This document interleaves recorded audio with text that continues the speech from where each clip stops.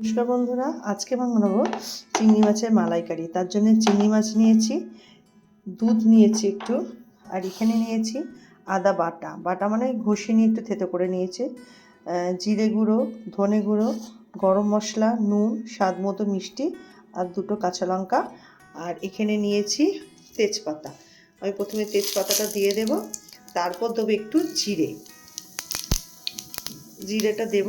দেওয়ার পর এবার আমি এতে দিয়ে দেবো লঙ্কা, একটা লাল নিয়েছি, একটা সবুজ নিয়েছি, কারণ দেখতে ভালো লাগবে এর জন্য। এরপর আমি দেবো এর মধ্যে একটু আদা, হালকা করে আদাটা দিয়ে একটু নেড়ে নেব।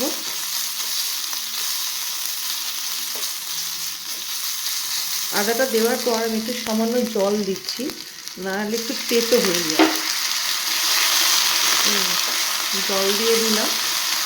এরপর এটা একটু ভেজে এর মধ্যে দেবো আমি এই যে গুঁড়ো মশলাগুলো ছিল, সব গুঁড়ো মশলাগুলো এর মধ্যে আমি দিয়ে দেবো। দিয়ে এটাকে নিয়ে নাড়বো। এটা খুব শক্ত হয়ে গেছে, ওই জন্য এতে আর একটু জল দিয়ে দেবো। জল দিয়ে দেবো, দিয়ে এটাকে মশলাটাকে একটু কষে নিচ্ছি আমি।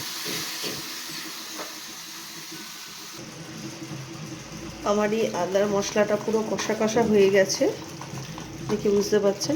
এইবার আমি কি করব, এই চিংড়ি মাছগুলো আগে থেকেই পরিষ্কার করে নুন মাখিয়ে রেখেছিলাম, এই চিংড়ি মাছগুলো আমি এই মশলার মধ্যে এবার দিয়ে দেব।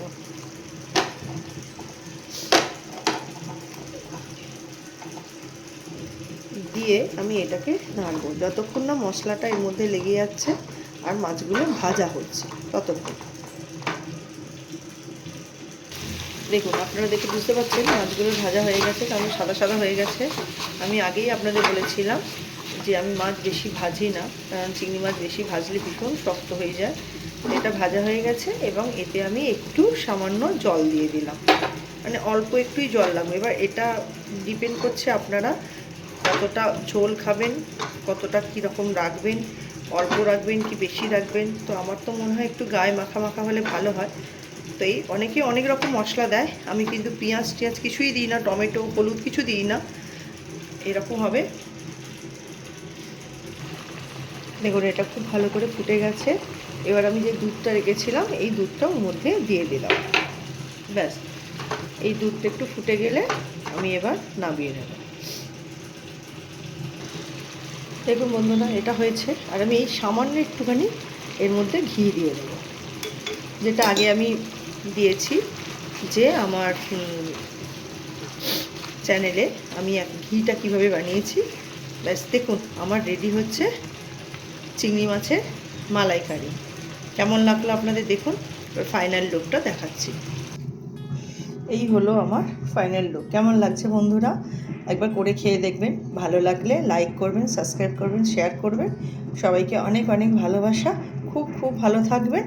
এরপরে আরও চ্যানেলে গিয়ে দেখবেন আমার কি কি রেসিপি আছে। যদি ভালো লাগে তাহলে একই কথা, লাইক, সাবস্ক্রাইব আর শেয়ার করে দেবেন। খুব ভালো থাকবেন। নমস্কার।